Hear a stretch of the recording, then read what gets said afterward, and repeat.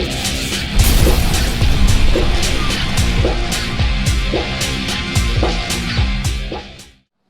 guys, welcome to the video and welcome to Sion or Sion, which is S-I-O-N. Its ICAO is Lima Sierra Golf Sierra, which is in Switzerland. So nice little airport, local airport, and what I will do before I go any further is the ground textures. It's a default airport, gateway scenery, whatever it's called, but it's a default airport in X-Plane 11, and what I've done, the only thing I've done is I've added the Airport Environment HD, which is a freeware package on the org download site, and basically it gives you the better textures in terms of taxiways, lights, etc. Highly recommended, completely free, completely transforms all of the default airports, lovely texturing on the runways, etc., which isn't there, and highly recommended. However, this is the subject of our discussion, the Aerobask Velocity V Twin, which was released some time ago, probably about 9 months ago, but it's an interesting talking point for this video for a couple of reasons. First one is its canard four-plane layout. Now there is a default four-plane aircraft in X-Plane, which is this thing, the Piaggio Avanti or whatever it's called, which is a twin turboprop, but you can see the similarities in the layout. The only variation here is this has got canards and tailplane, so it's not really a truly comparable aircraft in that respect. However, this is going to be our beast. This is what we're going to have a look around, and we'll have a look around the outside, the inside. We'll program it up and take it for a flight. Now, what we're also going to do as part of that is obviously have a quick discussion about canards and the variation in terms of aerodynamics, because that's one of the things that makes this interesting. The second thing we'll do is we will have a look at the avionics, because the avionics in this are very, very interesting given the price point of the add-on. The add-on is $35 US dollars. It's currently on sale, I think, on the org store for $25 US dollars. However, even at $35 US dollars, the pièce de la résistance is the avionics kit, which is absolutely spanking for that price point. Bearing in mind that for a comparative add-on, a lot of developers are allowing, certainly in P3D and the like, what they're doing is basically saying, well, we'll develop the aircraft, because there are third-party add-on developers doing specifically the aeronautical avionics equipment, so G1000, GTN 750. So the classic ones that stand out are the Reality XP GTN 750, which is an add-on for X-Plane, and also the Flight 1 GTN 750, 650, which are available in P3D X-Plane. And this has the GTN 750 and the GTN 650 as part of the aircraft package, so you don't need to go out and buy another $50, $30 add-on package, whatever it might be, all included. That's one of the things that makes this really nice for me. So what we will do is have a look around the outside, then we will have a look around the inside. We'll have a look at the avionics, take it for a flight, and see what we think. But before going any further, one of the things I like to do is I like to let you know what route we're going to be flying. So we'll just load that up now. So it seems prudent to have a couple of minutes just quickly to talk about the route. This is Sion up here, which we're going to depart from, and down here is Lugano. It's just a fairly straightforward route. There's no rocket science involved in it. Now the SID is fairly straightforward, so if I just click on there and where's our SIDs, we're doing the Rocker 2 uniform, and you can see it's pretty much straight out. The only thing that we need to be aware of is climbing to get to a high enough altitude. So for the Rocker 2 uniform, at or above flight level 170, so obviously we'll need oxygen at that altitude. But the key thing here is to look at the safety altitudes around us, the minimum safe altitudes. 1300 out to the west, 1600 to the northeast, and basically 1800 everywhere south of that. So yeah, this area's got some very high terrain, which when you look at the actual airport elevation is only 1600 feet, 1582. That means we're going to be doing an awful lot of climbing. So it doesn't take Einstein to figure out this is going to be a valley or similar feature. So as I say, a very straightforward route. You have checkpoints. As far as I'm concerned, as long as I'm going to not hit the ground, I'll be happy. But I think that we'll have plenty of performance to manage that. But yeah, as I say, very straightforward route. There's no rocket science involved in that at all. The actual route itself, once we depart the SID, is out here to Rocker, then it's over to Ablo, Lurag, Verob, Top, and then we have possibly the longest, most magnificent star that I've ever seen in my life. So if I go here, we'll have a look at the star, which is the Torino, and it's this ridiculous thing down to here. So yeah, you can see that in effect we start right as far away as we can. I mean, that's 47 miles, that's 42 miles, and that's 50. So you're looking at 110, probably 120 miles, between 120 and 130 miles of star. We will not be doing that. The other thing is that the mountains by now have disappeared under here, so we'll be descending relatively early. And don't be surprised if we elect to take a shortcut into this point here, and we will then potentially just fly the approach from that. But you can see the altitudes are much lower, so 90, 6,000 feet, 6,000 feet, and then in. It does say here it's got ILS DME. Well, actually what we're going to be doing is a different approach to that. We're not going to be doing that approach, we're going to be doing this one here. So we're going to be going for the circling approach, which means we're going to follow the localizer for runway 01 for circling for runway 19. So we're going to be coming up this way to Pinnock, and then what we're going to do is, instead of the actual full procedure is to start at Caldo, go out, fly the loop, and then come back in at Pinnock and straight. So this is in effect where your hold would be over. But we're going to avoid the hold, we're not interested in that. We're basically going to do a straight in. So our route is from down here, and we're just basically going to fly straight into Pinnock in the descent down, all the way down to 1.7 miles on the India Lima uniform, which is actually, it's a point in the RNAV when you look at the SID, in the approach, sorry, it actually comes up as 017 or something like that. But if you're not visual at that point, that's your missed approach point, and then you can see that you've got visual references for the remainder of the approach. So basically, in effect, we're going to come in 6,000 feet, we're going to descend, come all the way down, and then at 1.7 miles we're going to break off. So we'll have to set all of this up, and then the break off is out to the right, so circle to land we're going with Foxtrot. As you can see, here's our break off point. So we've followed the localizer all the way down, break off point, we're going to come out on a heading of 03, on a track, sorry, of 033, going to come around here and then come back in. And then you can see here on the map, they've got lovely lead-in features here of the roads, which will be in effect coming down this way here, and we'll be tracking in by them. So really nice, interesting approach. It's going to be something of a challenge. I've only done it once before, so we'll see how we get on.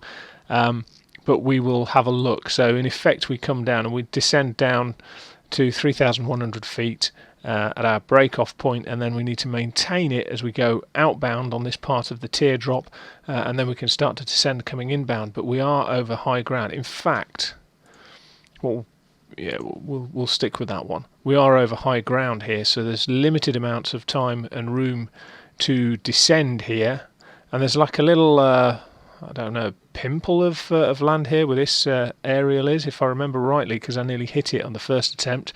So we'll be coming around here and in, and we'll be able to use some fairly good visual features within this sort of narrow valley, I would have thought. Now I do have the Lugano scenery for X-Plane 11. I think I've got a bit of a mesh issue with it, if I'm honest, because there's a couple of areas where it looks a bit broke, but it does actually bring a nice little element of what you're flying around, giving it a little bit of character. So yeah, that's the rough plan. What we'll do now is we'll jump back in the aircraft and see how we get on. So here's a little beastie ready for us to have a look at the outside. And one of the first things I'm going to mention is the overall construction. The overall construction of the real aircraft is a composite aircraft. Now, I haven't flown this particular aircraft, obviously, but I have flown other composite aircraft. So I've flown the Grob 115D2, for example, which was composite, the Diamond DA40 and DA42, both composite aircraft. And one of the common features between those aircraft is a combination of the construction and also the surfaces, the aerodynamic and fuselage surfaces.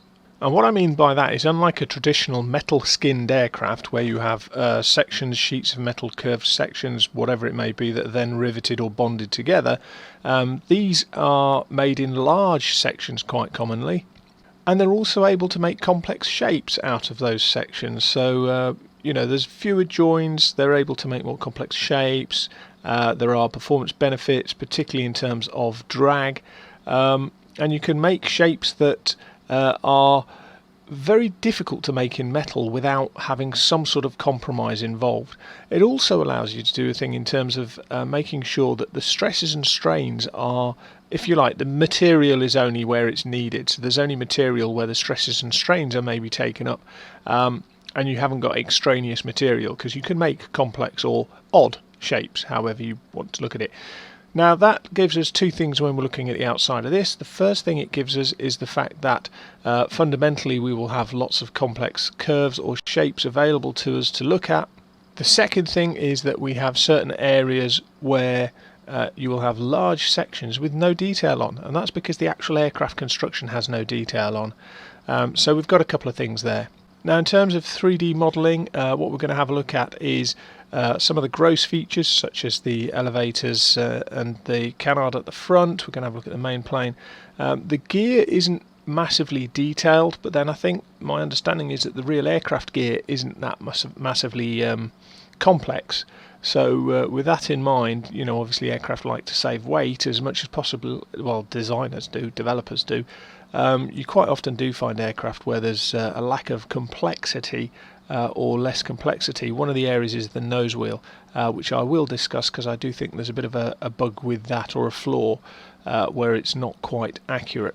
But without further ado, let's get in and have a slightly closer look. Now the first thing that's immediately apparent is some of the lovely shaping and the lighting that goes on, and we'll discuss, I suppose, all three things: shaping, lighting and texturing as we go around. The first thing you can see is the shaping around here, around the nose. Complex curves where you've got curves going in two different directions, so it's going in that direction and that direction. You've got a concave section here and a convex section there, and you can see that it's very smooth, very crisp, very nicely done. The same sort of thing going around here, around the tail section, and you can see that actually some of the curvature and the detail is very, very nice indeed. And you know, you can zoom into quite a close level and still see lovely shaping here. This sort of area for me is absolutely wonderful. Really, really nice. Very, very well done. The curves, the shapes, the lighting, all very, very good. You can see areas where the doors attach in terms of the hinges. Very, very nicely done. And there's some nice little details in terms of the additional trim controls. I assume they're trim controls. I don't really know, to be fair. Around here, I particularly like the end of the canards with the upswept tips here. Very, very nice. But overall you can see that the shaping is done to a very, very high standard in terms of the 3D modelling, as is the paint job in terms of the liveries, as is the lighting. The lighting on this thing looks glorious. So as you look up and down, you can see the shape of the wing is beautiful, and the lighting as you move around sort of dances off it. You can see here particularly, and the controls obviously are affected by the lighting, and the whole thing, it has to be said, is just wonderful as a 3D shaping exercise. Now there are areas where it's a little bit less sort of slick, I think is the best way of describing it, where if you go really close in you can start to see where there's little join marks here, there and everywhere, and little lines where it's not quite perfect. But it is very, very good and done to an overall high standard, particularly when you come down here and you see things like this with the reflections in the underside. Looks very, very convincing. Well, I'm not quite sure where we get our Y-shaped taxiway from. Is it? It's looking at this bit, is it? Yeah, it must be. Now there's a couple of areas where I think maybe a little bit more time could have been spent on the airframe.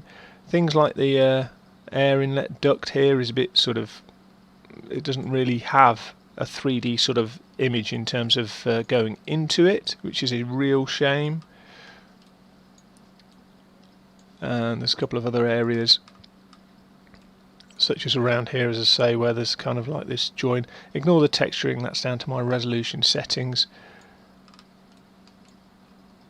me just scroll out so we can come around here quicker. The other area that for me is a little bit of a, I wish there was maybe a little bit more detail, is around the engine area here, just in front of the prop spinner. And although the 3D shaping is nice, you can see this lovely double curve here, where it's kind of reversing as it goes, this S-bend. Lovely, lovely shaping of the cowling. There's actually not much to see beyond it. So there's some nice lighting, but there's not a great deal more detail to be seen around that, which I wonder if there could have been more done. That's just a question I'll ask, because having not seen the real aircraft, I'm not quite sure what you would see when you're staring down there, but I suspect you probably would see a little bit more than that. I don't know.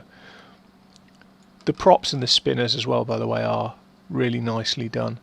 Now, there is an area where it falls down slightly. That area is the texturing. There are areas of the texturing on the outside where I just don't think it a lot of developers now will make these 3D objects. For example, the fuel filler caps, there's one on each side. They will make them 3D, and at that point, you know, you'll see that you've got a very nice detailed object here. Instead, we've got a texture. It's not particularly great resolution. It's great as you stand off, sort of this sort of distance, looks great. As you come in, it's offset by the fact that the sticker is much higher texture by the actual fuel cap, which kind of, it wouldn't be so obvious if they weren't next to each other. I think that's the key thing for me, is that if it was one or the other texture, if it was one of the other things here and it had whatever texture it had, it wouldn't be noticeable. But the fact that they're next to each other is unfortunate, I think. Now, another area of texturing where I think that I'm really impressed, and let me just do it like this and use my slightly ham-fisted abilities with this, is in here in the luggage compartment. Now, the luggage compartment can be opened and closed, obviously, but what I'll do is I'll do that, and I'll do that. In fact, not that one. I want that one. Do I want that one? Or is it that one? It's that one. So here you see you've got a little O2 100% fill. And obviously if you click the fill button, it fills the O2. Now, one of the lovely, lovely features, and it's absolutely delightful, that I saw with this, I just picked it up one day and thought, oh, I wonder, this gauge is accurate, it's usable. So it's got the red, the amber and the green. It goes up to 100%, and that is the 100% mark there. And if you use the oxygen, the needle goes down. And when you refill it, when you click fill, the needle gradually, it doesn't just jump up, it gradually comes up as if you're filling it up. Really nice, lovely detail. You've got the sort of stamping in the bottle that's visible there. The actual working gauge is very nice indeed, and then the text is readable on the bottle as well. But it's one of those things again where if you put something really nice in, it can be offset by something that's not quite so nice. So this is much lower texture. You can see that we've got very poor text here, but I'm actually thinking there might be a bit of a spelling mistake there, because that doesn't look like weight to me. But there we go. So outside, overall, very, very nice. Of course, one of the things that's worth being mindful of is the emission of flaps. Now, I did have a read up on flaps in relation to canard aircraft, and one of the things that became apparent is there's a lot of design difficulties with it. But fundamentally, a lot of canard aircraft, to my knowledge, don't actually have flaps fitted.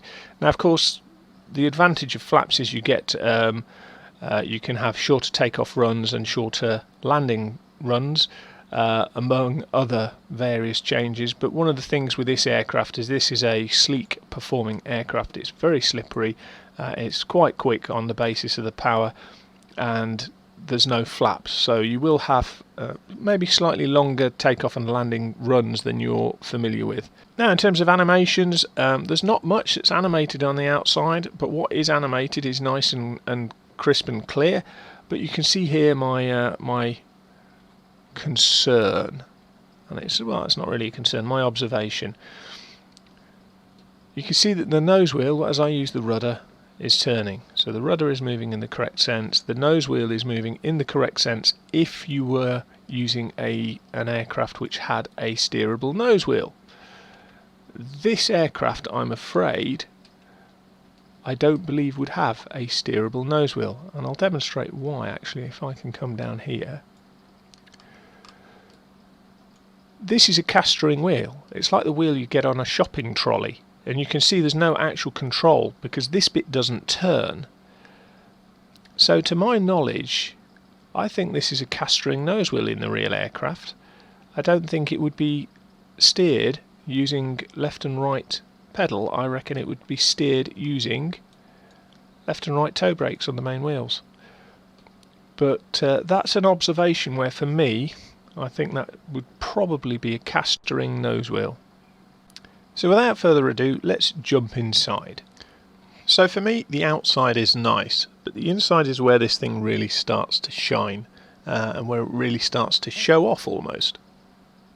So we'll mention things like textures, resolutions, sort of global, if you like, elements of this or gross elements of this before we go on to the finer details of the entertainment system down here. But as we look at it, it's a very nicely modelled environment in terms of its 3D environment, but it's also got some very nice texturing. So what we'll do is we'll close up the doors and we will then be able to have a slightly better look at everything. Close all that up, close all that up, and it's a bit quieter in here. Now the overall 3D feel of the aircraft is very, very nice. There's some areas where it's exactly the same as outside. It could be maybe a little bit tidier, I think is the kindest way of saying things, and there's areas where it absolutely shines and it's exemplary. But as we look around, as you see, you can see that the actual overall shaping is really very nice, and the contouring of complex areas like around the handles here is very nicely done. That's wonderfully done there. And as a whole, it has to be said that I do really rate the cockpit. Not necessarily my colour choice, I must admit, but if you go all the way to the back here, you've got some nice luggage, which unfortunately doesn't change with the passengers. So you can change the passengers around and the pilot and the co-pilot, and it shows in the external model, but it doesn't show in the internal model if you change luggage, and you obviously can't see your passengers. But I have to say that the 3D sort of shaping around here is very, very nice, and you can see where the hinge points are, or sorry, the fixation points are for the dampers, for the oleo dampers, sorry, for the door dampers, the door struts. But overall very, very nice indeed. Not quite so sure on the colour choice in terms of whoever had the original aircraft. Maybe not my colour choice, but nice V Twin logo. And the seats, I have to say, are an absolute work of art. You can go very far in terms of the scrolling in for the zoom. You can see the 3D looking stitching here. I don't think it is 3D looking at the line here because it doesn't sit proud of the line, but you've got very nicely shaped and textured seats. The seatbelt buckles and the seatbelts, very, very nicely done indeed. Coming over here, you've got exactly the same thing. Very, very nice, and it's wonderful. It even shows imperfections in the leather around here where you've got the slight imperfections, a little tear there, look, wonderfully done. So the rear cabin, very, very nice, and the front is even better, I have to say. Again, not quite sure about the tartan carpets myself, but I will forgive them. Now, unusually for a GA twin, it's a side stick controller, as opposed to the more normal yoke that you would find, or conventional, if you'll excuse eBay, the more conventional sort of stick that you might have centrally placed, or yoke coming out of the cockpit firewall. But nonetheless, it's very nicely animated, very smooth.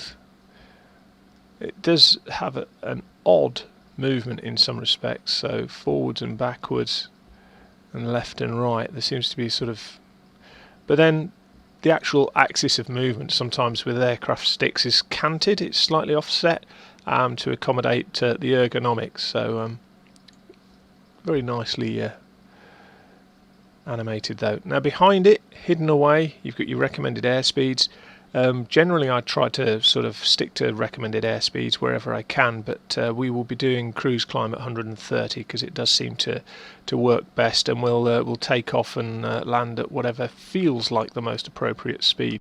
Standby instruments here, and then what we've got is a lovely sort of stitched leather effect combing going around the top of the panel, the instrument panel, coming around here and all the way down. Very nice. Again, the shaping is really nice, very good, not too many sort of flat spots on it, and the texturing again with the stitching along the edge.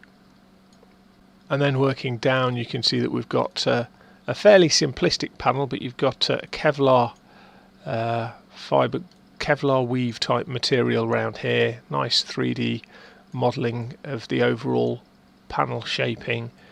Couple of extra engine dials, which are engine gauges, which are your reserves, which stick nicely proud and have nicely animated switches on it. And you'll notice there's a lot of elements in terms of chroming on the aircraft, where there's a lot of shine that comes through. Very nicely done. One of the things I've noticed is that the pedals for me don't move. They don't seem to be animated when I move my foot pedals, so I don't know if that's a limitation or if that's an issue to do with how the sim's loaded in for me, but it's not the worst thing on earth. It's not something that I really desperately struggle with. These switches down here are your fuel cut-offs. These would obviously be for headsets here, and then you've got your main controls. Aileron trim, because rudder trim is on the stick, elevator trim is on the stick, so aileron trim here, and yeah, that's pretty much it. So that's your parking brake, I believe. And then you've got your tellies, and well, we'll go into the tellies in a little bit more detail. As we look up to the roof, it's a bit airliner-esque with an overhead panel. There's a really nice feature with this in terms of the lighting, which sounds really not epic as a feature to have, but I really like it. I actually think it shows it off very well. So if I turn the master and the Avionics master on, you hear it all whine as normal. Panel lights. So panel lights, they fade in with the blue surrounds. For the switches, off instantly, fade in. Lovely attention to detail. So again, overhead, very nicely done. There's not a lot of clickability in the cockpit, but you don't always need that to make it a good add-on. You know, there's not a lot that you would mess around with, but I have to be honest, when I fly particularly general aviation, I don't tend to click around on a lot when I'm flying. I tend to just look out the window and maybe do other odds and sods, but as I say, there's not a lot clickable, but what's here is pretty functional. Now, what we'll do is we'll get started. In fact, no, we won't. What we'll do is we'll have a look at the instrumentation. In order to do that, we'll put the ground power on so we don't run out of battery.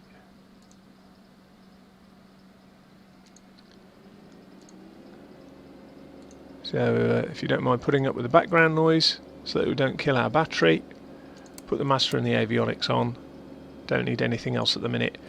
And the Dynon Skyview comes on, and the Garmin father and son combo here come on, and you can see that basically we've got a complete set of tellies now. And what we'll do is we'll have a look at each of these tellies in turn, and then we'll have a look at the Garmin. Now the Garmin, this is possibly the jewel in the crown for me, this Garmin, but back to the case in point, this is quite a complex set of avionics, but it's actually incredibly intuitive. It's possibly the most natural set of avionics I've come across to learn of an add-on aircraft, particularly the Skyview. The Skyview's got some excellent features which we will discuss pretty much now. One of my few hates or peeves every now and again with X-Plane is the zoom system being on a scroll wheel on the mouse, because if you're on a scrollable area where there's nothing clickable, it goes like that. If it's somewhere where you might be able to click something, it goes like that. Scroll, no scroll. Sometimes a pain, sometimes not too bad. We're going to briefly cover this because there's an awful lot actually in it, but we'll briefly have a look at this. So you've got your Autopilot flight director information up here, You've got your TCAS up here, your transponder, and TCAS in these two things here. You've got your time, which L means local, and you've got your radios over here, and obviously LSGS is where we're at. On the right hand side you've got your engine instrumentation, not particularly interactive in terms of, you know, clicking on anything, but it's useful to have it all in one page, and you can move it around between pages. You can change the format of this screen. We'll have a look at a couple of the options in a bit. It's the usual EFIS sort of format here, with your airspeed on the left and your altitude on the right, and your vertical speed associated with that. Some have it on the inside tape, some have it on the outside tape. On this case it's on the outside tape.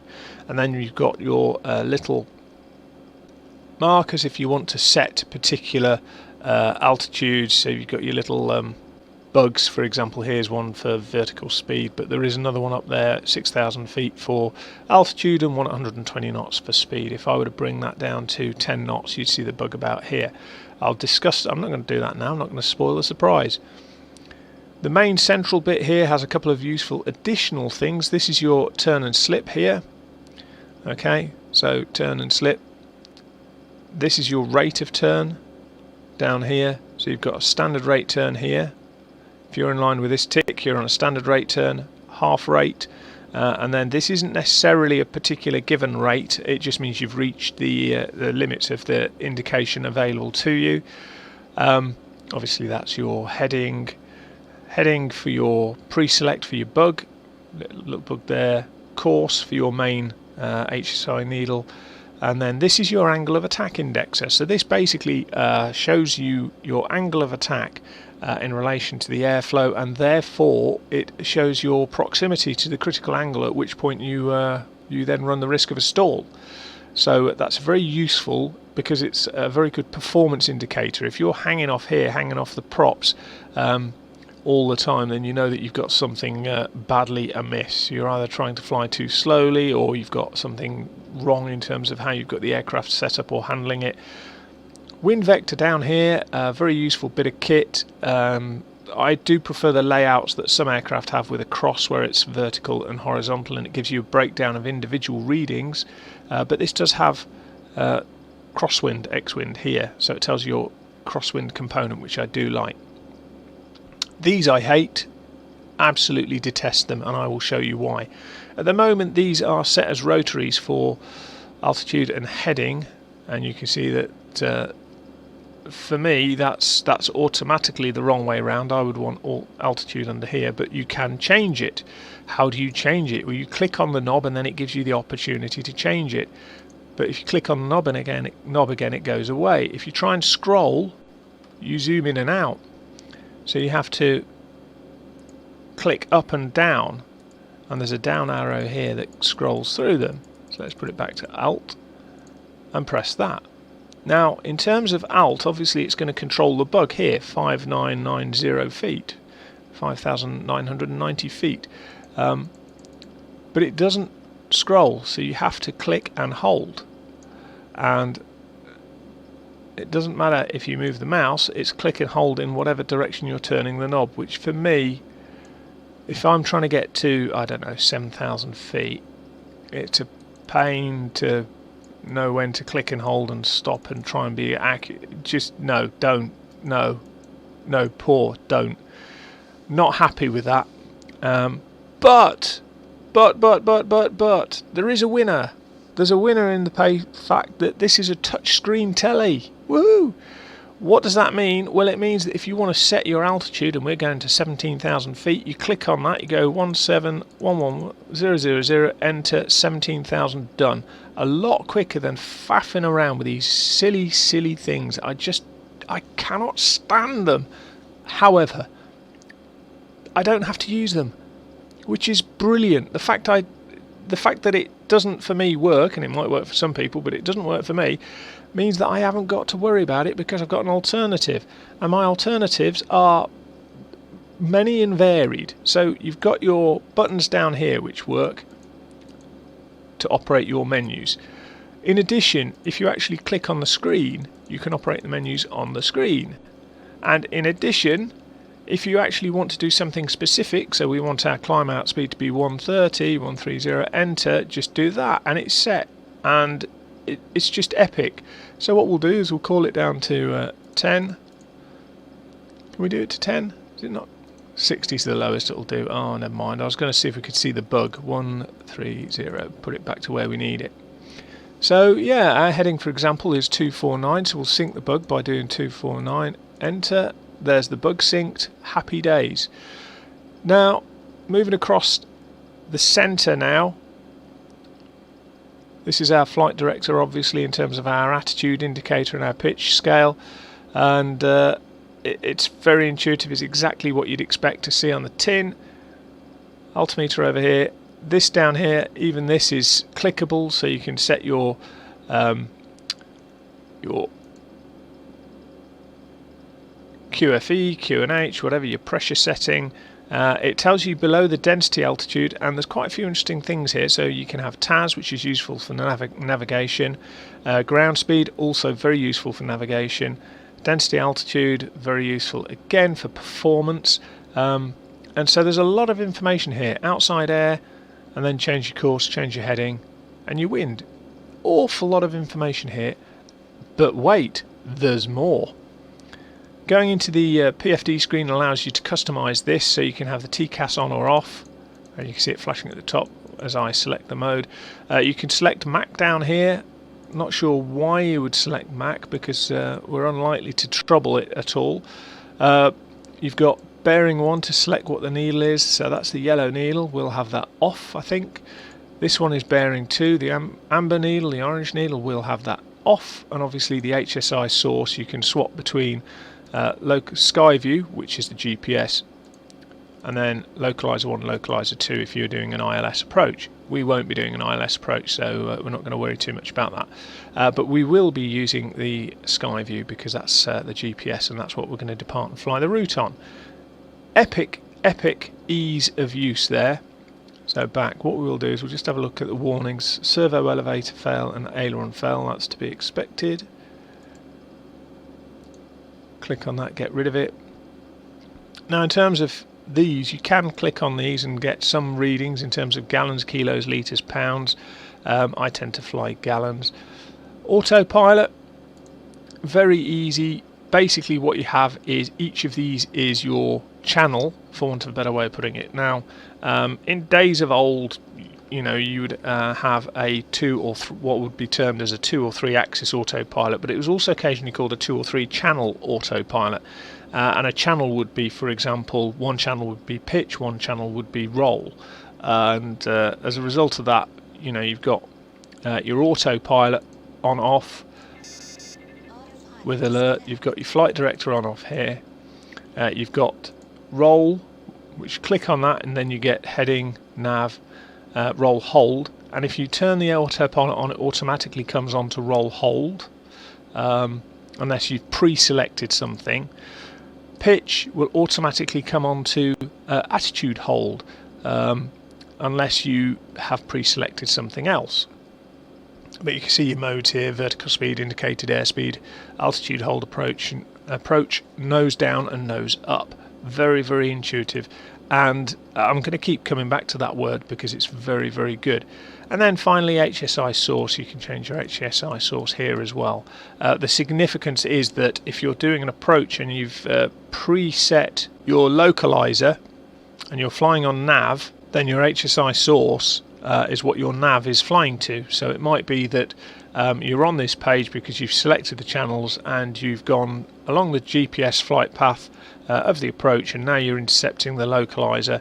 You might want to go HSI source and then just quickly flick over to the localizer.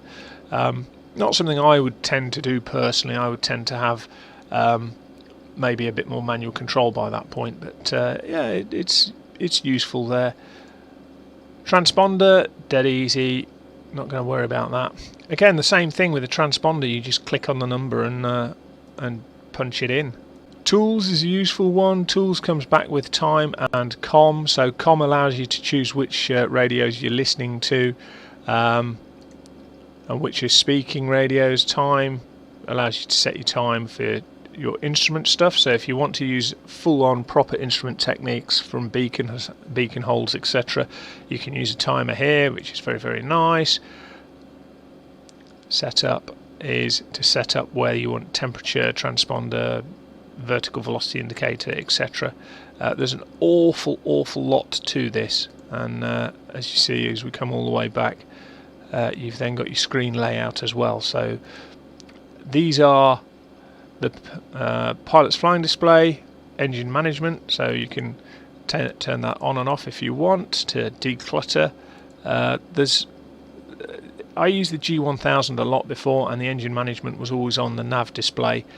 For me, I didn't have it on the flying display, but it doesn't seem to feel too cluttered here. Map page, you can add that. That then does feel cluttered, but obviously if you take that off, you've got a good backup. So should one tele fail, you can set the other one up to be like this, which is really quite nice. And then layout, you can swap it around if you want to change it out, and so on. So very, very good. There's an awful lot to this whole thing, this whole package, that runs a little bit deeper than just first impressions, which for me is very, very nice. Now the telly in the spare room, let's come over here. Basically very similar setup in how you work it, but obviously what it's trying to demonstrate is very different. So you've got a map, which is basically your options, whether you want it planned, which for me doesn't work. I do not know why it doesn't work. You can call up a number of boxes on the right, so the nearest, in this case airports or VORs, DMEs, in this case we'll leave it as airports. You can put some info up. This is one of the things where I'm wondering if there's maybe ergonomically a better way of doing this. So Echo Golf Lima Lima is Heathrow. Click on that and you can have some data on the info, the runways and the comms frequencies. That's very, very useful, particularly, you know, something like Pilot Edge, that would be particularly useful. eBay's firing off again. I'll turn that off. What a pain. As I say, particularly useful for things like Pilot Edge or VATSIM, or if you're flying online, being able to call up information very, very quickly. Never seen that before, never clicked on it. You can do a direct to from here. How bizarre. But the info for me, the problem I have is when you click away and click back onto it, it dumps whatever information there was, which it would have been nice to have kept it so that you could then go, you know what, actually I don't want that now. But yeah, it's the kind of thing where if you're doing an approach to an unfamiliar airport, you might like to have that data left up and available. Flight plan, you can call up a list of legs, etc. for your flight plan. We'll have a look at that in a bit, and you do have the import and export options there if you wish to save and load your flight plans. And then finally you get things like your map menu. Get rid of the flight plan. Map menu, whether you want north up or heading up on your map, TCAS demonstrated, weather. I don't know if the weather works off the top of my head. Information that you can have, ground speed and altitude, blah blah blah blah blah, all the way across there if you want that. So map menu again, heading up for example, let's have a mess around with that. So that's north up, heading up, TCAS, weather, and items is what you're showing on your map, and it can be. It's got scroll wheel to zoom as well, which is really nice. It can become very, very cluttered, so I will hopefully be able to show that to a greater or lesser degree, that if you have the fixes on, for example, for our departure, we go along a line of fixes, and you can see that it's got quite a lot of information on there. It's quite information intense at points, I think, this thing. So we'll get rid of some of that and we'll declutter it a little bit. We'll leave airports and VOR DMEs on. So really there's not a lot more to add to this. This is same sort of thing in terms of autopilot controls, transponder tools and screen. All that's the same. And it's exactly the same concept in terms of if you wanted to change a setting or whatever, you could then click on the screen if the option is there to do so, which is very, very nice. And we do like the overall sort of appearance of it. As I say, the only thing for me that is a little bit awry is the fact that my plan display seems to show nothing. But Yeah, it's a shame that, but the rest of it I really do like. So these are possibly the most straightforward pieces of nav equipment I've encountered in quite some time. Very, very sophisticated, done to a very high level, and to a far higher level than I can cover in this video here. So it may well be worth doing an actual tutorial on the whole thing. However, press continue and you get the little poppy noises, which don't really irk me. I just wonder how audible they are in the real aircraft. But these are basically the same, all bar the display. The functionality is the same. However, generally speaking, what this will do is this will be controlling Common Nav 1, this will be controlling Common Nav 2. So it's worth being aware of that if you are, like me, somebody who uses the second radio or the second set of nav equipment occasionally.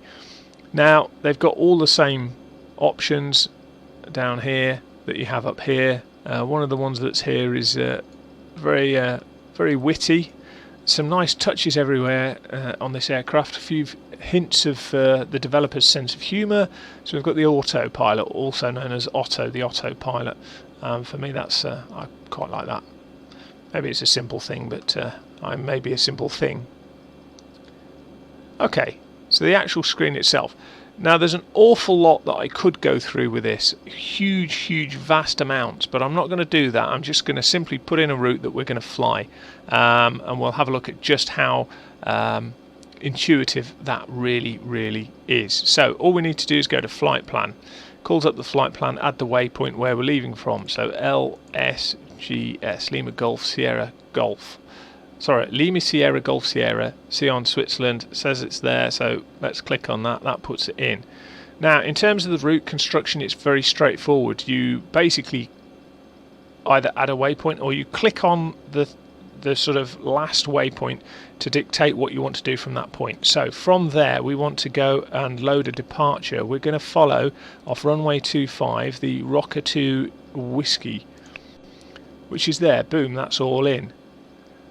From there, click on Rocker. We're going to load airway. We're going to go on the Mike 135 to Abelo.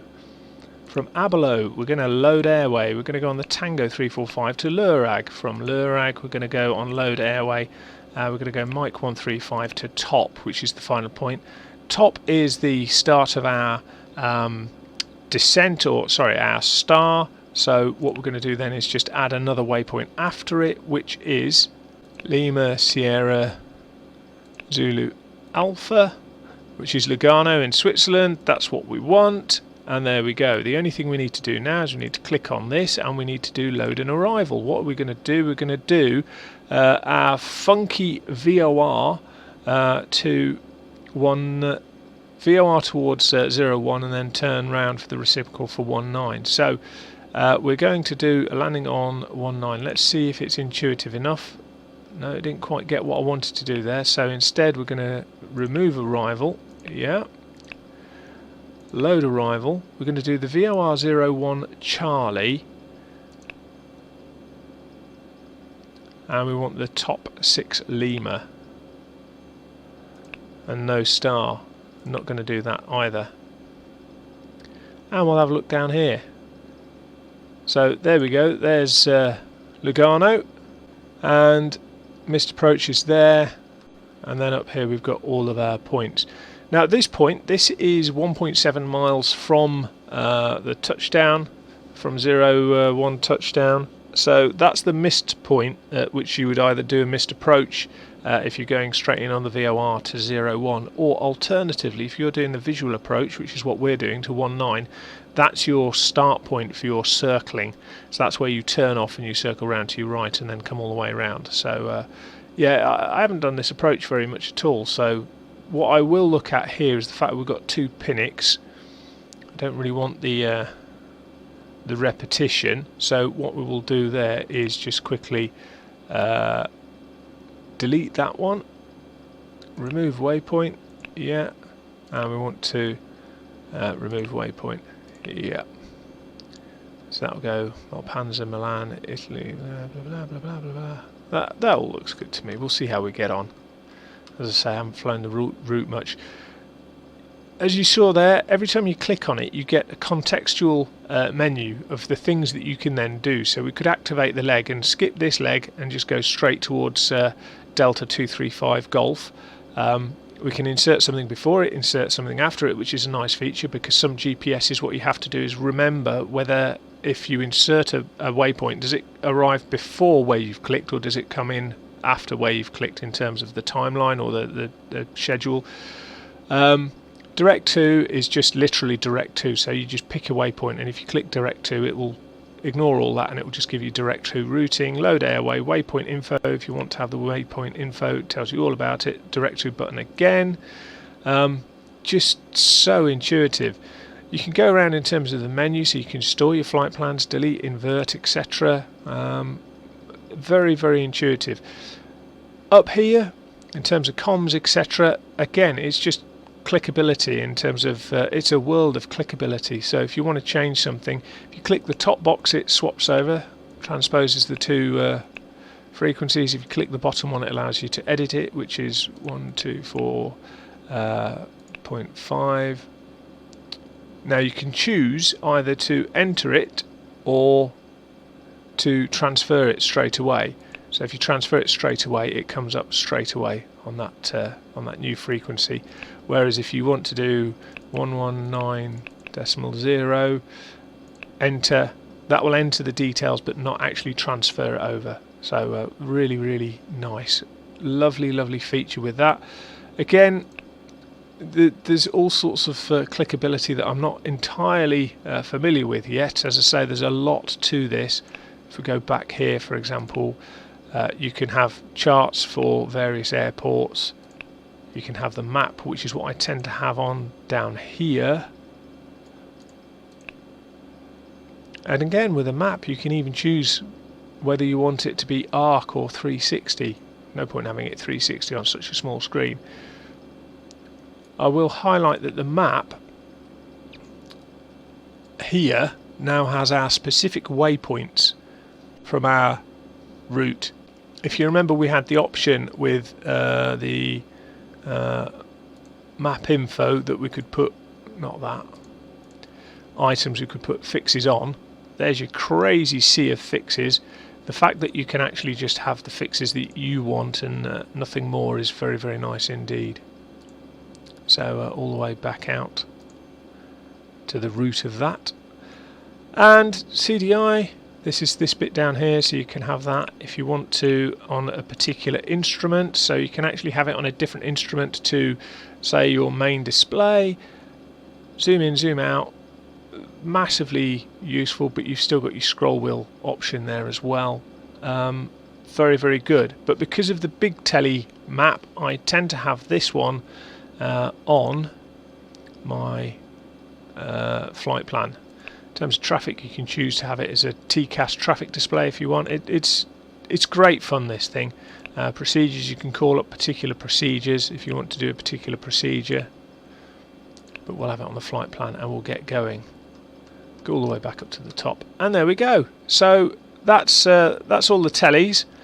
I have to say, as a package, that lot together, those two together, they're sort of almost, for my liking, payware quality in their own right. Now this is not a particularly expensive add-on. I think it's $35 normally, and there's a lot of add-on aircraft don't have anywhere near this capability for their add-on price, and you'd have to buy additional avionics to get this. I mean, this is just wonderful for the fact that it's contained all within the actual aircraft as a whole. There is in effect nothing else to buy for this thing. There's no need to buy anything else. So yeah, great, absolutely love that. Right, I'll get us started and then we can get airborne. So it's very, very simple to start. We'll just put the mixtures fully rich. Make sure the throttles are fully back. We don't want to have runaway as we start this thing. And then all we're going to do is go up to the overhead panel. We don't need a landing light, strobe light. We'll have the nav light and beacon lights on because we're going to start the aircraft. Alternators, pitot heat, not yet. Autopilot, we'll come back to that because that is a master switch as opposed to autopilot on-off. Don't need panel lights, pump, mag, they can all go on. At this point we'll get rid of the noisy bugger there, because we haven't killed our battery, so we don't need it. Go back here. In fact, we'll go here. There's quite an offset with the click spots, so I'll demonstrate that by getting number. Again, this is a bit of an anomaly. In aviation, we always generally go engine 1 on the left, furthest port engine, then it's sort of sequential going left to right. So from a pilot's viewpoint, you'd go 1, 2, 3, 4, 5 going left to right. Here we've got 2 on the left and 1 on the right, which is just seems odd. I mean, the ergonomics of this thing sometimes seem a little bit odd, but we do need to start this aircraft. I'll show you the offset, which is sometimes a little bit of a pain, is that there is not for engine 2, I believe. That's engine 1 starting. That is engine 2. Now the autopilot switch here is a master switch for the autopilot. So in essence, this is your power switch, your on-off power switch, but it doesn't affect the mode or anything to do with the autopilot itself. However, unless you have that on, your autopilot does not function. And as part of that as well, you will also continuously have this warning here for your servos, which are basically the autopilot's way of controlling the elevator and ailerons, because it's all, you know, obviously manual, but in order to have powered flight control surfaces, you need some sort of servos, and obviously you will continue to have that warning until that switch is made, like that. And there we go, absolutely Boston, happy days. Okay, last couple of things we're going to do. Landing light, strobe light, not really going to get too excited about until we're about to take off. Going to leave the fuel pump on for the moment, and we're going to get out of here. So, taxiing is very straightforward. As I say, we've got nose wheel steering, even though the real aircraft doesn't have nose wheel steering. Make sure we take the brakes off, and we're just going to bring it round to left. And the steering is very, very good, very, very precise, very, very smooth. Taxiing is very nice and controlled. The dynamics on the ground seem to be very, very user-friendly.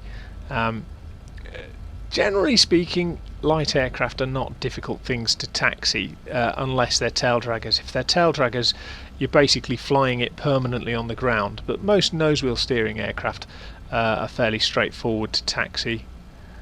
So much so that you just steer them with your feet and let the rest of the aircraft just do what it wants to do. But yeah, we're going to have a bit of fun with this. In fact, we'll take it down and we'll just take off from here. I think we've got plenty of room. Nice little bits of background noise there.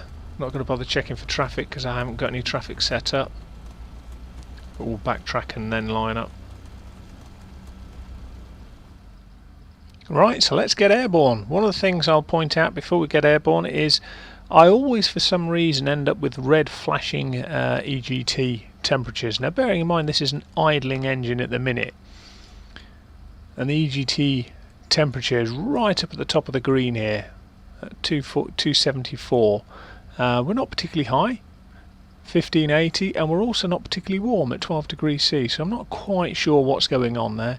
But there's no available cooling for the engines in terms of cowl flaps or whatever that you might normally have for some piston engine aircraft, but we'll get airborne. So the plan is we'll climb straight ahead. What are we looking at? 249. 249. We'll climb straight ahead and then we'll look to join the route as soon as we can. And in terms of autopilot, it's not already set up.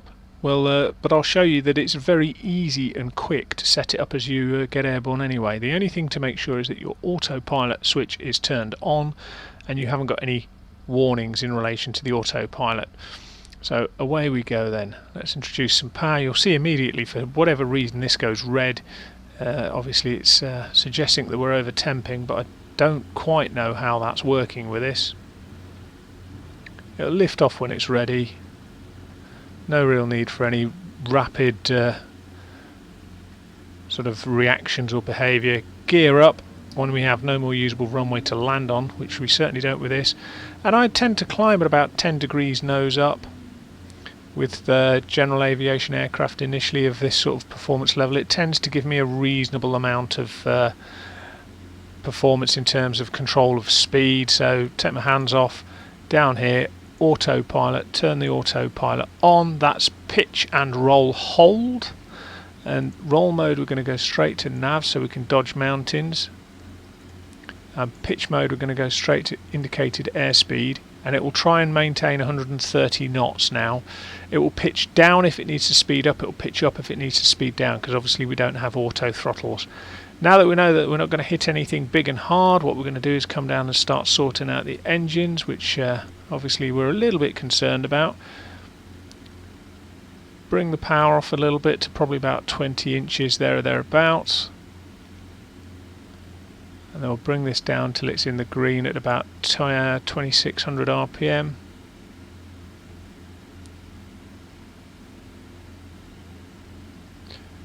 Again, there or thereabouts will be fine.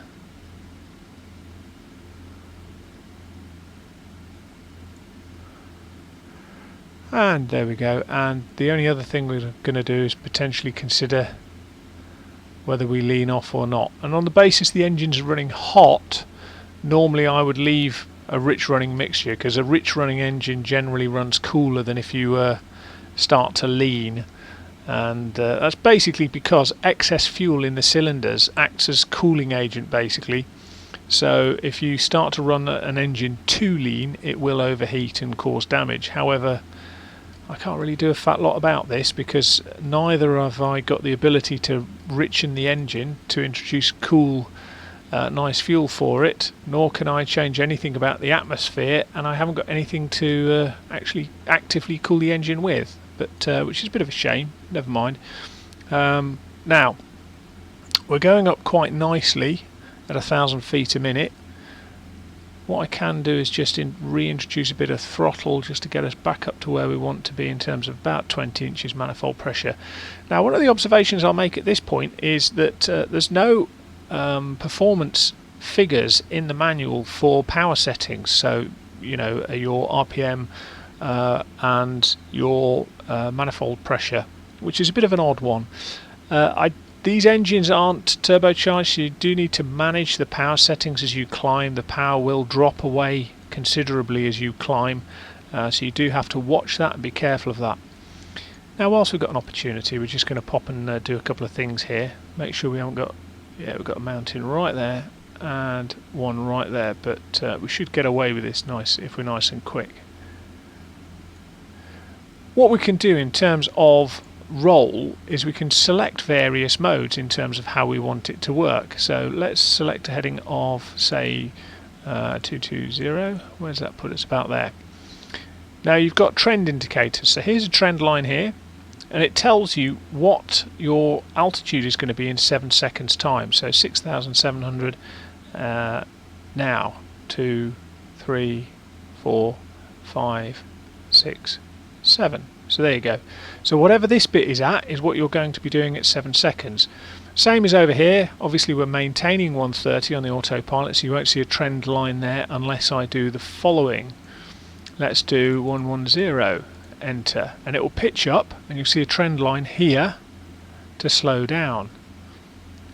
Let's do 140, and it will pitch down, and you see the trend line go the opposite way.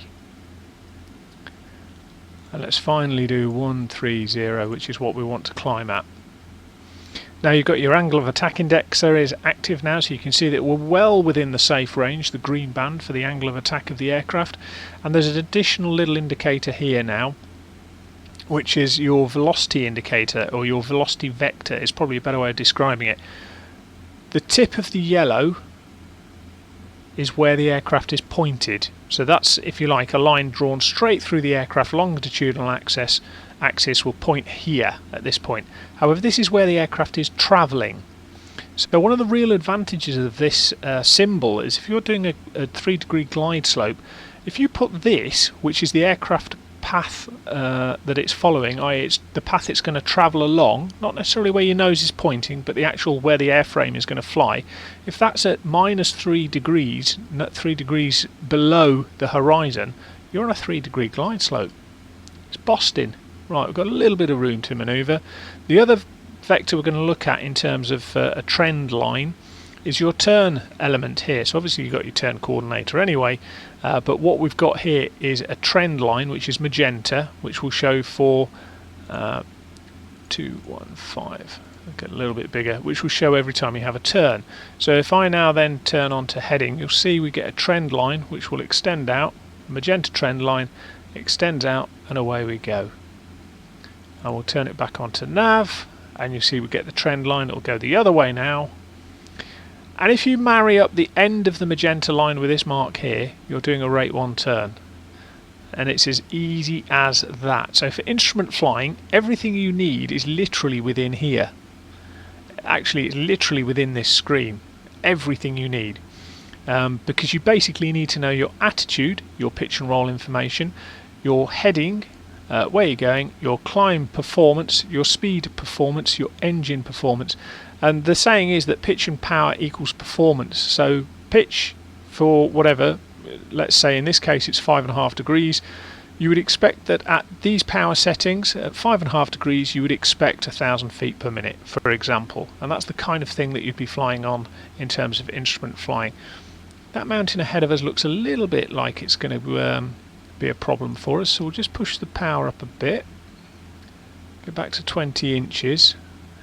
We've got a few indications that are a little bit higher than we would want, but we are now climbing a little bit quicker after we've had our messing around, and we can help ourselves out by climbing at 120 knots, which will pitch his nose up and increase the climb.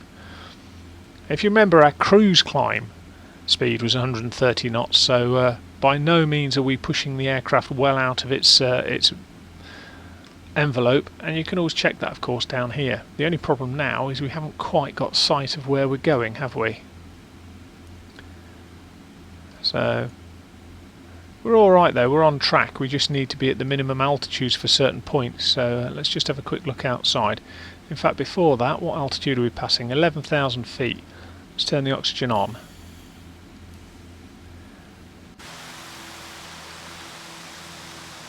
Oh, we're going to be fine.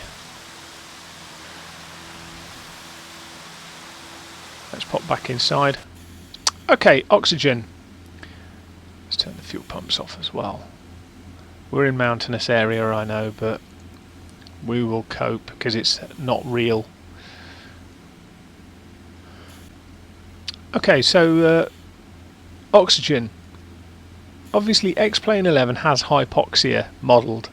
And so if you are in a regime or an element where you could suffer from hypoxia, i.e.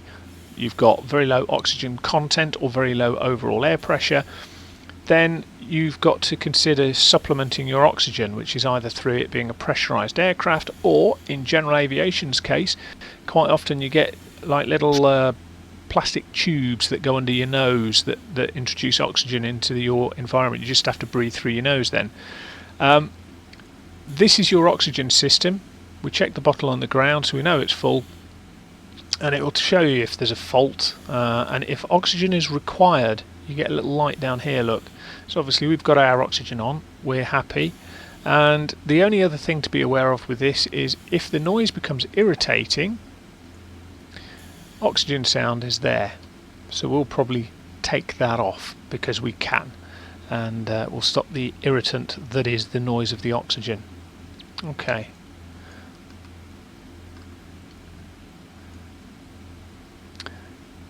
Fuel flow is not really an issue. I'm not going to worry too much about how much fuel we're burning, but the cylinder head temperature and EGT is a little bit of an issue. So just throttle ourselves back a little bit. Let's see if we can cool ourselves down.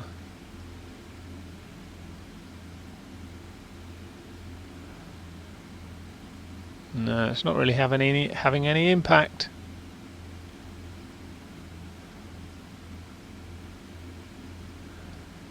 What we'll do is we'll increase our airspeed, actually get some more air through the engines. We'll go to 140 now. We've got most of the high ground out of the way. And travelling at a higher airspeed should afford us better cooling.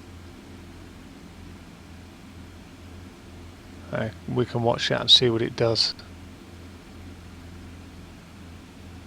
We do, however, need to be at a reasonable power setting to actually continue our flight.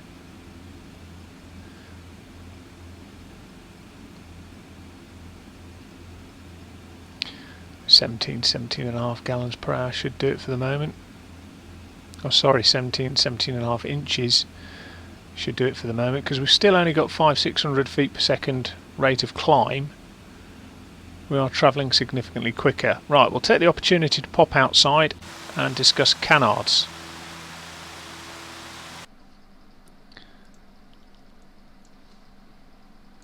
Otherwise it gets a bit loud. Okay, canards. Canard foreplanes are quite a big advantage for some aircraft, and I say some because there are penalties as much as there are advantages. Normally with an aircraft you would have your elevators and your horizontal stabilizers at the back, and what they would do is to counter the aircraft's inherent want to pitch nose down. So all aircraft, because of the position of their weight and their lift vectors, they all want to pitch nose down. They all want to drive themselves into the ground in most normal flight circumstances. So you have to control your pitch, and you have to have not only a method of stopping that, but actually regulating it so that you can decide to climb, descend, etc. So most aircraft have a tail at the back, which, because of the nose down tendency, it has to pull the tail down, which at the end of the day is acting an effective weight to the aircraft. You know, you're gonna, if you don't do anything about this downward force, you're going to have to accept you go down. So you have to increase your lift to keep the aircraft up, which is obviously quite an inefficient thing to be doing. Really, if you think about it, it's quite an inefficient thing with regards to how to fly. So this is a much more efficient or elegant solution to that, in that having the canards at the front mean that instead of controlling the nose down pitch by pulling the tail, you lift the nose. Well, of course, by lifting the nose, this is lift. It's no longer a parasitic element like a downward force from the tail. It's a supportive or complementary force to the overall lift vector. What does that mean? Well, for the same performance as a normal tail aircraft, because you're not having an introduced downward component, you've got an introduced upward component, you need to generate less lift, which means you can do so by either using less power or lower angle of attack, or whichever way it is that you want to set up your aircraft. Fundamentally it means it becomes more efficient because you don't have to generate as much lift. Conversely, you could also look at it as a positive and say, well, you now have more lift available, so you can have a heavier aircraft or a more efficient aircraft or a faster aircraft, or whatever combination you would want it to be. So one of your key elements of a canard design is that it's very, very efficient. The difficulty is a lot of canard designs, I don't know any off the top of my head in terms of general aviation aircraft, that have flaps. So as a result of that, they tend to have higher landing speeds and takeoff speeds, and correspondingly they need greater takeoff and landing distances. So there's a performance loss for every performance gain, and it's that compromise between what you want in an airframe that makes a lot of interesting aircraft, actually, to be fair. And this is just such an interesting aircraft. It gets along at a fair old lick. It's a very nice aircraft to fly, but you do have to be mindful of how long it takes to land this thing in particular. It will float and it will go on forever if you're not careful. However, it's not just the performance benefits of the canards in terms of the aircraft's outright performance, it's the safety benefits. Now, I was reading an article the other day, because I am desperately sad about that sort of thing, which was actually about canards and whether they were unstallable aircraft. And I don't like using something where it's quite so definitive, where it says, you know, this aircraft is unstallable, because they said the Titanic was unsinkable. So I don't like a definitive statement where you rule out every eventuality. I would rather say that this has massive benefits in terms of stall and spin reluctance. So basically you're going to have to do something epically wrong to end up with some sort of stall or spin with regards to this aircraft. It is inherently stable in terms of avoiding stalls and spins. Now, what does that mean? Well, it means that the way they've rigged this aircraft, the angle of incidence of the canards is at a different angle of incidence to the main wing. What do I mean by that? Well, this has a slightly higher angle of attack than this, pretty much at all stages of flight. So what that means is that if you keep the nose coming up and slowing down and coming up, and your angle of attack is increasing and increasing and increasing, this has a higher angle of attack than this, so the canards stall before the main wing, which means consequently the nose stalls in effect first and will drop. You haven't stalled any of the rest of the airframe, it's just this front bit that's stalled, so as it drops, the aircraft now is pointing down with its power or lack of power or gravitational assistance.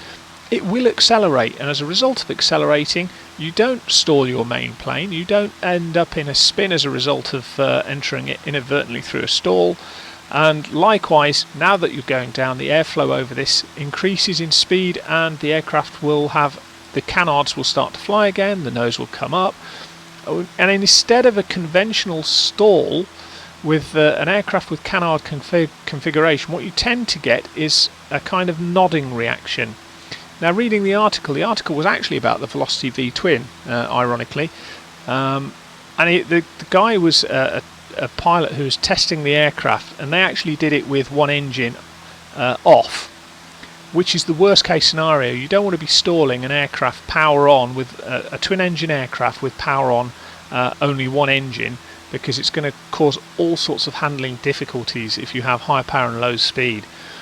However, with this, he did it with full power or decent amount of power on one engine, razor nose, stalling, and it basically just went into its nodding. Because there was enough airflow over the rudder and ailerons, because they hadn't stalled, he could still control the aircraft, fly the aircraft, and all that happened in terms of pitch was a nodding behaviour where it was almost sinusoidal, and he described it as nodding by about 15 degrees, nose down and then back up, and then nose down and then back up. Now obviously you're descending, you know, you can't fly on good luck alone, so you need to do something about it, but the key thing was inherently it was a safe element in terms of the way it behaved was safe compared to maybe a more traditional aircraft, which is a fantastic testament to the design of the aircraft. Now let's just pop inside. I'm bound to need to do something with the engines because we'll be at 17,000, and we are. See, I don't know why these are flashing. Very unusual. But I don't really want to slow down much below 150 knots. What are we doing true? 200 knots? Yeah, we can bring it down to probably about 100 and, I'd say 145, 140 knots maybe. Reduce the strain on the engine.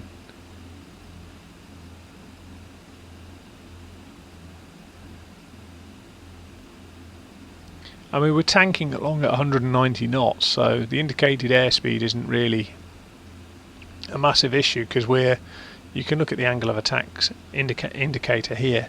We're right down, you know, we're not anywhere near where we would start worrying about having issues with our speed being too low for the flight regime we're in. But again, that's still amber. I will just lean us off a little bit due to the altitude. The only problem is that's going to heat the engine up again because we haven't got the cooling fuel.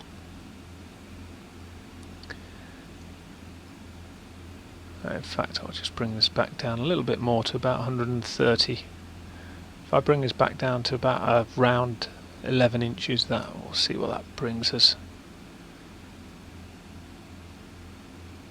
Well, at least the cylinder head temperatures aren't going through the roof. Probably should have been paying more attention to that rather than chatting through what we were talking about. A little bit slower than I want there. I want to maintain 130 indicated. So put about 12 inches on. Ah, good. Cylinder head temperatures have cleared again now. Exhaust gas is still doing whatever it's doing, but there we go. Okay, so what we'll do is I'll fly the route further, and what we'll do is get to the point of where we're coming into the approach. I'm not going to talk throughout all the star because basically it's just going to be following a line, and there's nothing too exciting about that. As I say, we've got, or I've got quite a considerable journey for me here to fly, so the only thing really we're going to do between now and then is discuss handling, and in fact I think we'll do that now. Why don't we do that now? So now that we've got our stable aircraft, you've just obviously seen me put my feet on the pedals. Autopilot can come off, as can flight director, and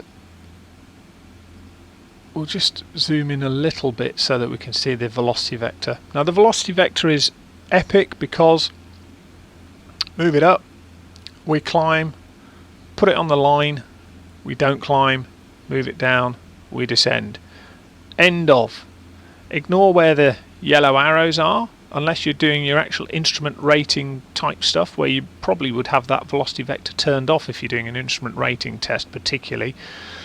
But fundamentally dead easy to fly this thing fairly level.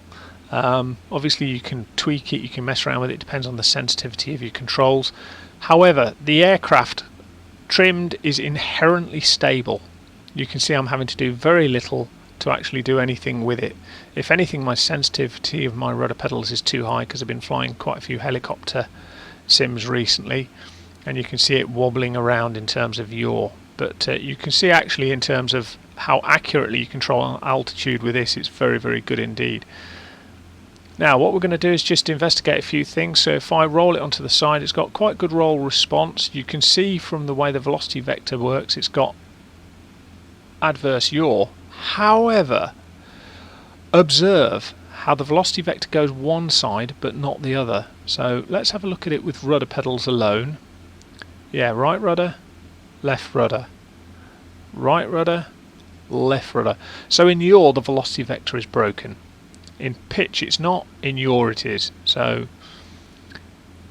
in pitch, blah blah blah blah blah, blah blah blah blah blah, you can see it's fine. Okay, so stability.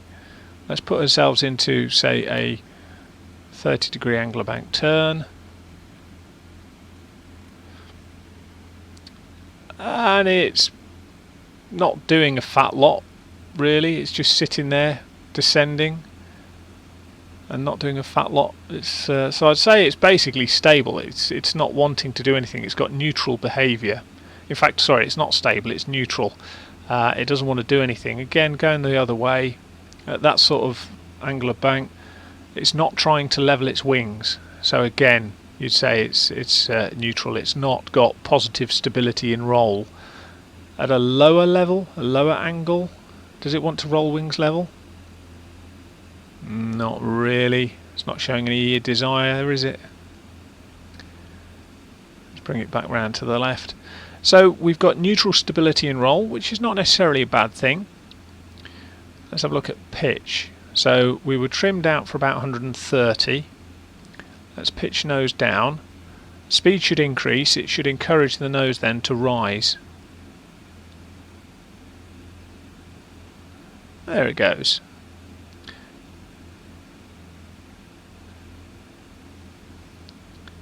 And then as the speed decreases, we should see the nose fall away.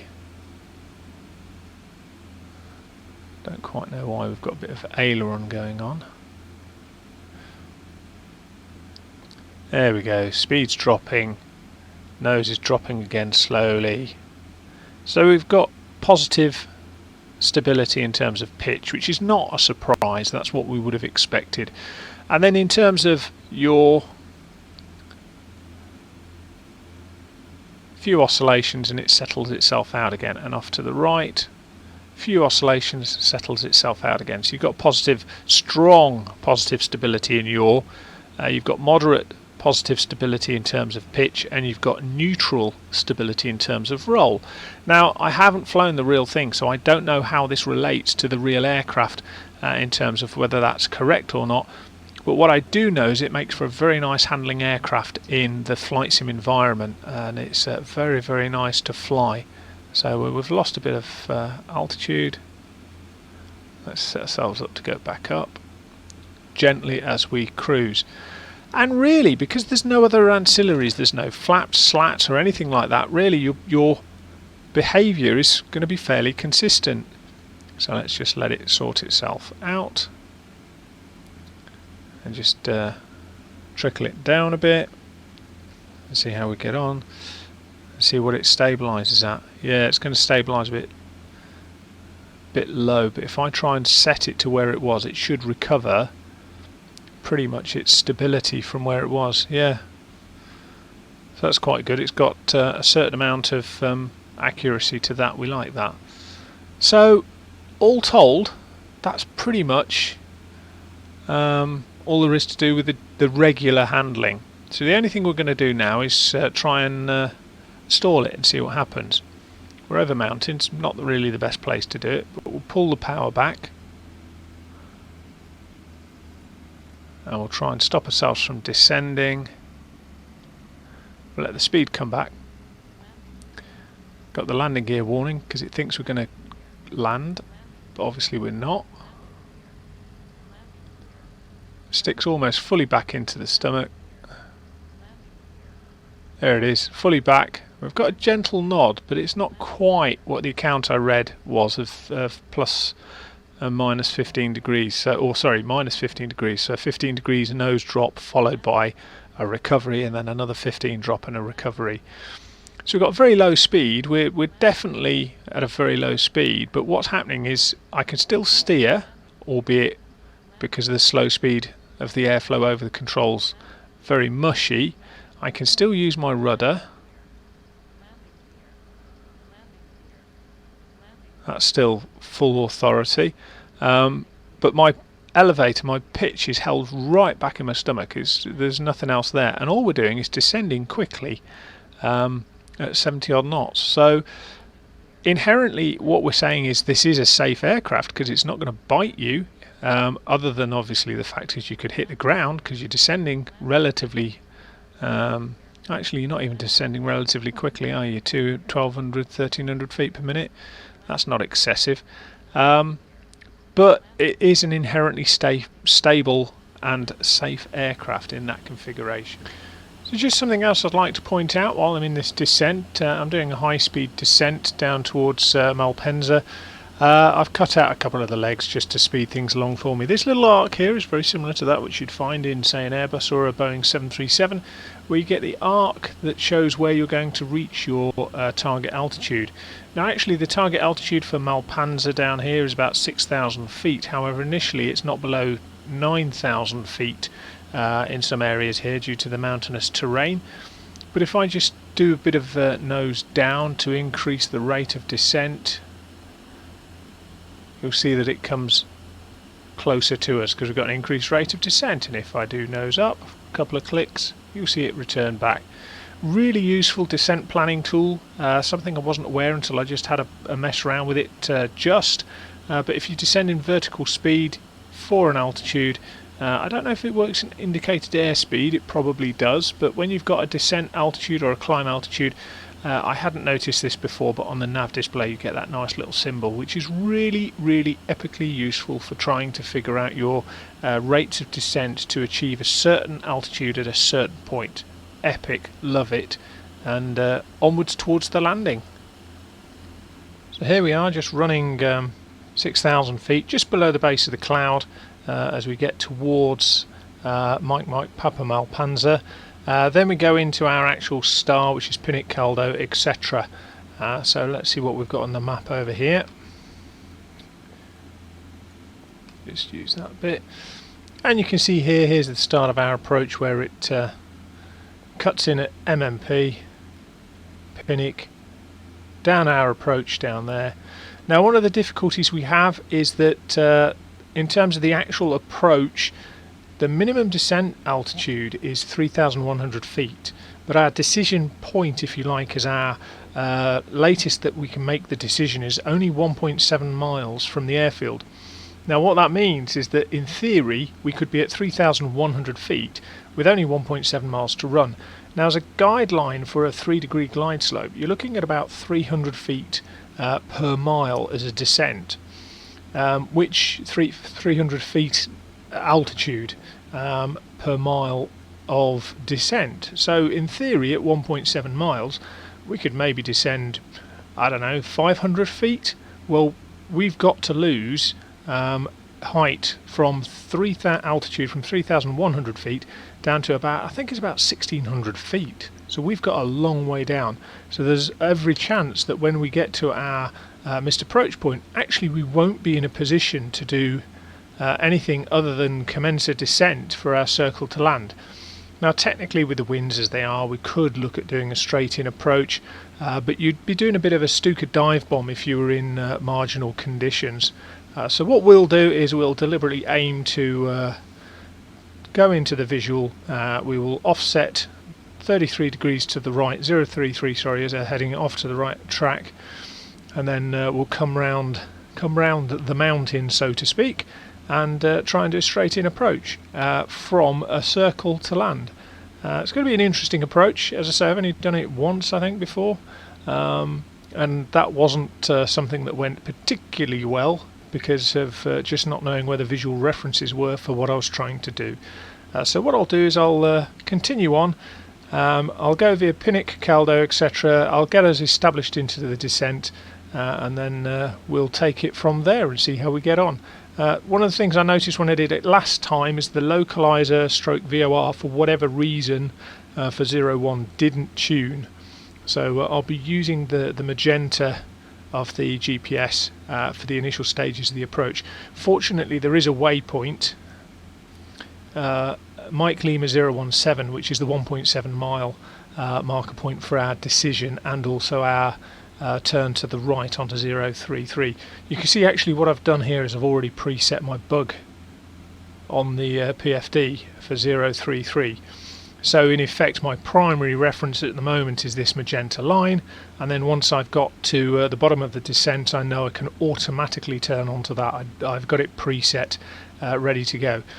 Likewise, obviously I'll be able to preset this down to 3,100 as I'm in the descent, so that I've got my altitude covered, and then what I'll do is I'll probably fly the descent about 120, 130 knots, keep a reasonable airspeed going.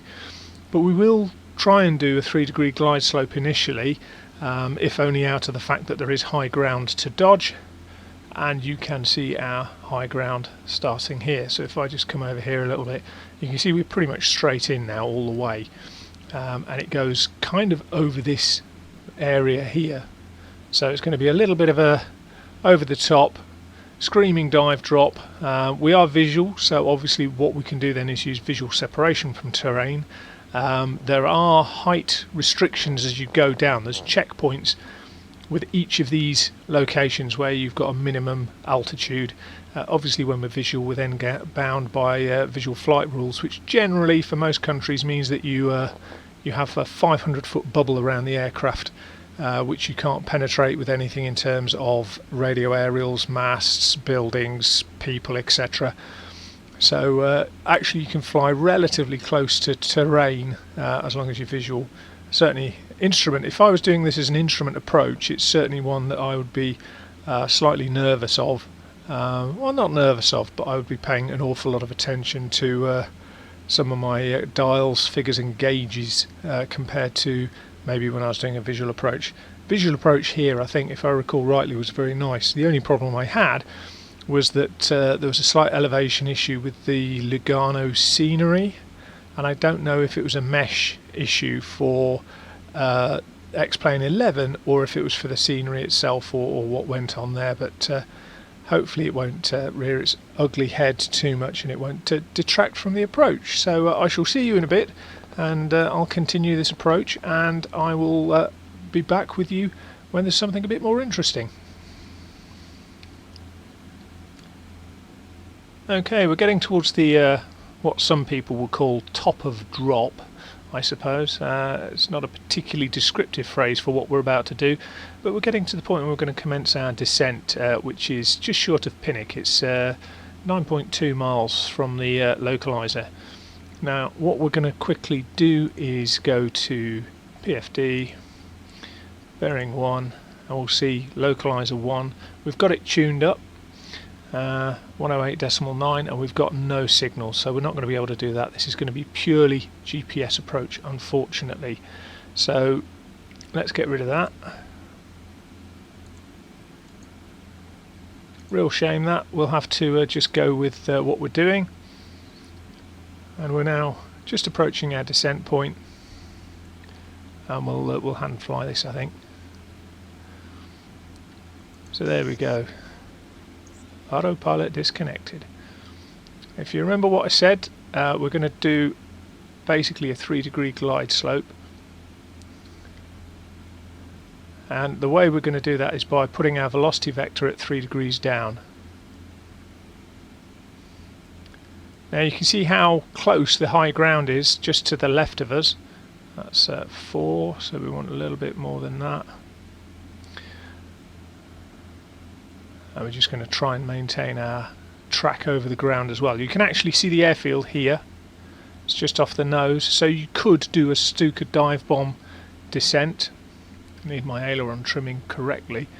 My Thrustmaster Warthog joystick is showing signs of its final days. It inherently fires up with a roll to the left, a very slight roll to the right, sorry, which means almost in essence, as soon as I take off with any aircraft, I have to trim one blip of aileron to the left, which is a real pain.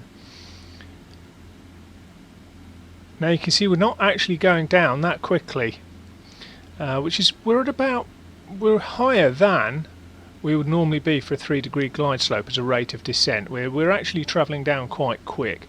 So for 120, 125 knots, I would be looking at somewhere in the region of 600 feet per minute, but we're actually at 1200. What we do have to remember is that we said that this was going to be 3100, so 3100. See how nice and easy that is to set? A little bit of a wibble wobble there, just coming back on track again. We're actually descending at more than 3 degrees now. Took my eye off that ball, didn't I? Now we're going to go to 3100, even though we're visual and technically we could do a Stuka dive bomb approach. We're not going to do that, we are going to do the circle to land. Might as well have fun with the game. And the circle to land actually brings us, this is a really nice lead-in feature here, you can see it. Circle to land actually brings us out here and around just in front of this mountain here. So starting to level out, we'll bring the power in. We can use our velocity vector to give us a nice level out, because we can see just about where it's going to end up. Bring some power back in.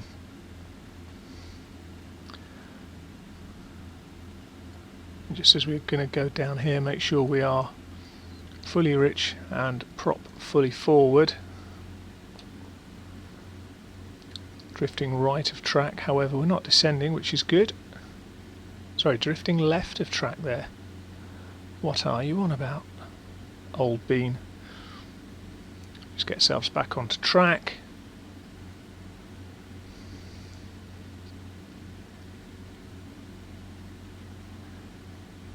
And there we go. Now at this point we pretend we're not visual. Well, sorry, we're visual, but we're too high to land, which we certainly are now. And we turn right in a level turn to 033. And shortly we will see the airstrip going down the left-hand side, or the airfield going down the left-hand side. Let's have a look, see if we can see it. Unprofessional, I know. There it is, right beneath us. But we're visual. We're allowed to do that sort of thing when you're visual. The only difficulty is now you've got to make sure that you do fly a track of 033 to give you enough distance for the turn at the far end of the valley, because we are flying in a valley now. We've got high ground to the left and to the right. Look, there's not a lot of room for manoeuvre. And what we've got to do is come back and fly back over this lump of terrain here.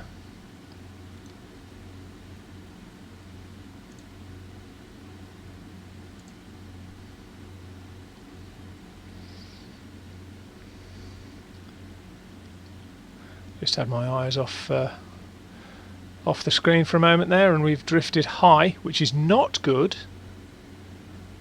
However, you can see how close the terrain is. You certainly don't want to drift low. You certainly don't want to be too fast in a confined space like this. And we really do need to be on 033 as well.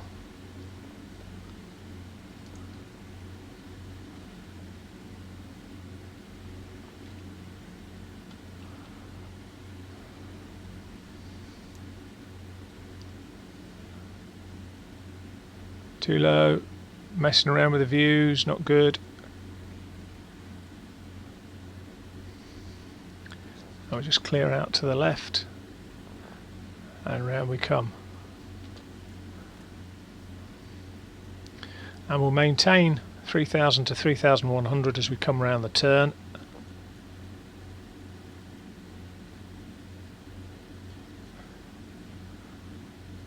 What I do want to do actually is get rid of the flight director quickly while we're in this turn, and we go over this high ground and then we drop down the other side.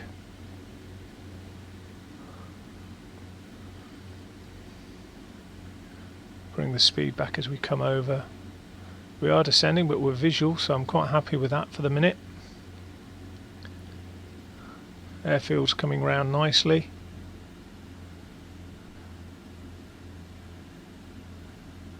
Now it is going to be quite a descent looking at the profile of the runway from here. I can just see that we've got 4 whites.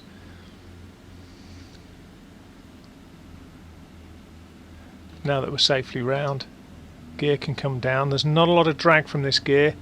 2 reds, 2 whites there.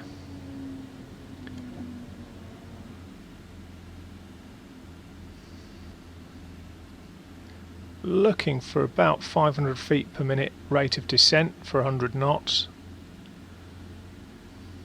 Get this thing trimmed out.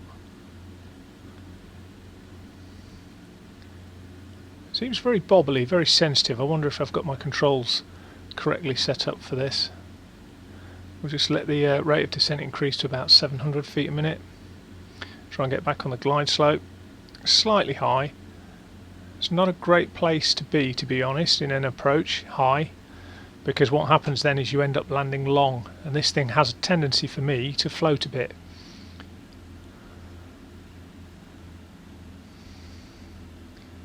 Got a bit of a yaw going on there, yaw oscillation. Could be just down to tuning of my rudder pedals. There's 2 reds, 2 whites, just to rest the rate of descent slightly. 3 reds. Slightly off to the left, correcting over the threshold, power off, and just hold slightly left of centre line. Not really that happy with that. We'll let it roll out for a little bit.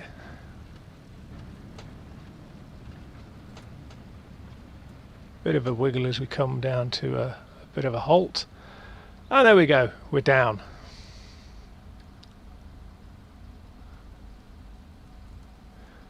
Just get clear of the active. Should have turned the fuel pump on. Never mind, I am a bad boy. We don't need that or that. Let's go and park ourselves up and have a chat.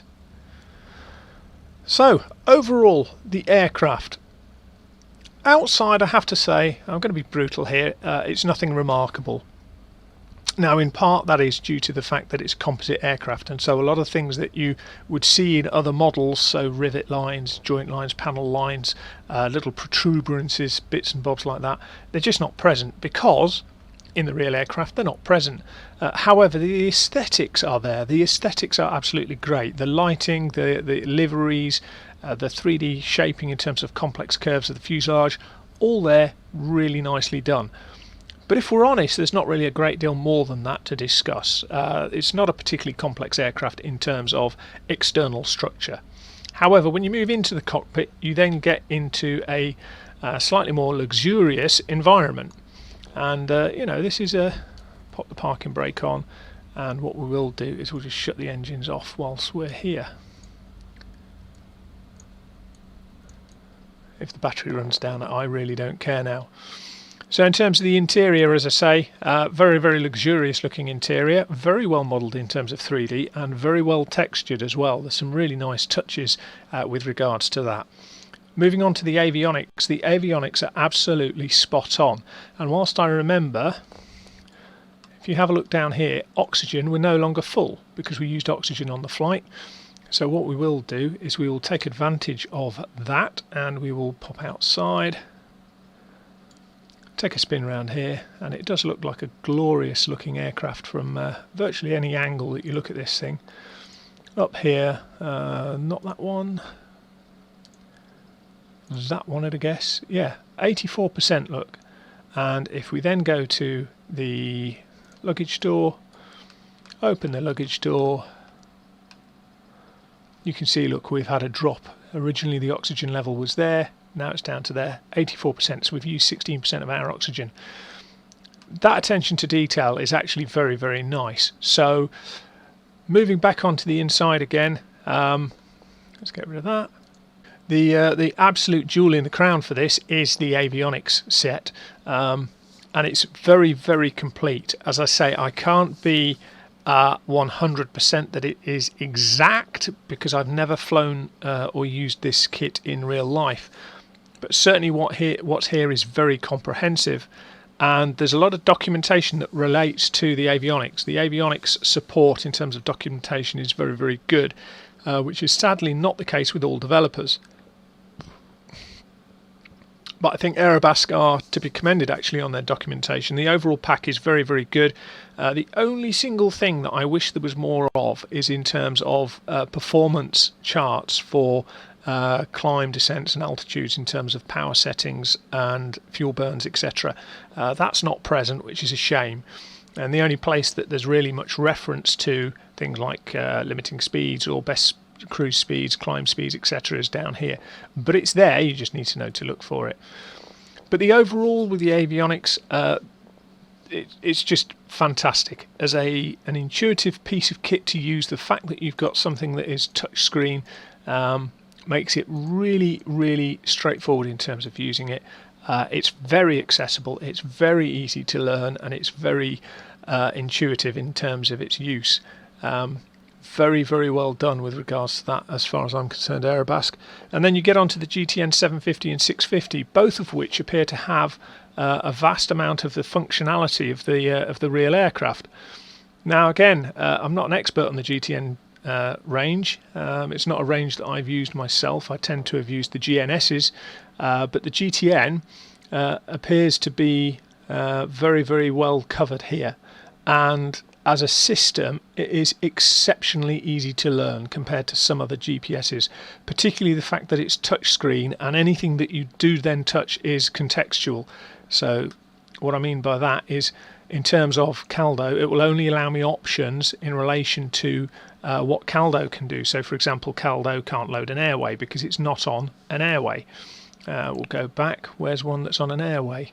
Not Panzer's on an airway. No, it's obviously because I've flown the route, I would have thought. Lurag? Yeah, load airway, waypoint info, etc. So it is all absolutely contextual, and you've got, if you want to find out about a waypoint on the route, you could always do a direct to after that, or you can just click on it and go direct to. There's a lot more functionality than we used during this flight. There's an awful lot more to this kit. It is a absolutely spanking bit of kit. Cannot recommend it highly enough, and actually for a $35 aircraft, for a $35 add-on, it makes the world of difference. I have to say that as a package, this is a real treat to use, a real pleasant treat to use. So then really that only leaves the flight handling. The flight handling is difficult to assess without having flown the real aircraft. It's stable, it's predictable, it seems to do what it's told. It seems to behave in line with what you would expect. The only thing I've found that really causes any sort of difference from what I've encountered in terms of when I've been reading about the aircraft is the nose drop when the canards stall. And I think from what I've read, it should be slightly more not dramatic, but it should be slightly more pronounced. It should drop to about 15 degrees nose down before then building speed, increasing the airspeed over the canards, and then they generate lift again and lift back up again. So it should have much more of a defined sort of wallowing dive and pitch and dive and pitch. However, it's correct in the fact that it does retain aileron and rudder control even if the canards have stalled. So it is correct in that response, and I do wonder if the rate of descent is not maybe a little bit too low for an aircraft that is porpoising its way gradually towards the ground. At the end of the day, at 70 knots, whether you're porpoising down to the ground or not, you are not going to be generating a great deal of lift from the wings. Obviously, you do generate enough to climb and fly, but I still think that maybe the rate of descent in the real thing would be slightly higher than that. But nevertheless, actually, as a sim as a whole, as an aircraft as a whole, really, really enjoyable. So would I recommend it? Well, there's a lot of GA aircraft out there. This one stands out because of its two features, its aerodynamics, and the biggest thing is its avionics. And I think the best thing I can say about it really is if you want a package with high quality avionics and the ability to do touring with general aviation aircraft, this is an excellent aircraft for doing that. It's not by any means perfect, and I don't think I've yet to find an aircraft that is out there perfect, but an awful lot of this is very easy and straightforward to use, and as a tourer it's very, very good. The only gotcha is that being a canard four-plane aircraft, it tends to have higher takeoff and landing speeds than a normal fixed-wing aircraft, and consequently you may need to be a little bit more wary about things like short-field takeoffs and landings, and if you're performance limited in terms of your weight for the aircraft itself. But hopefully that's helped you out, guys. Don't forget to tick like, share and subscribe if you do like the video, and don't forget to leave some comments in the comment section as well. But with that, I shall leave you in peace. Take care.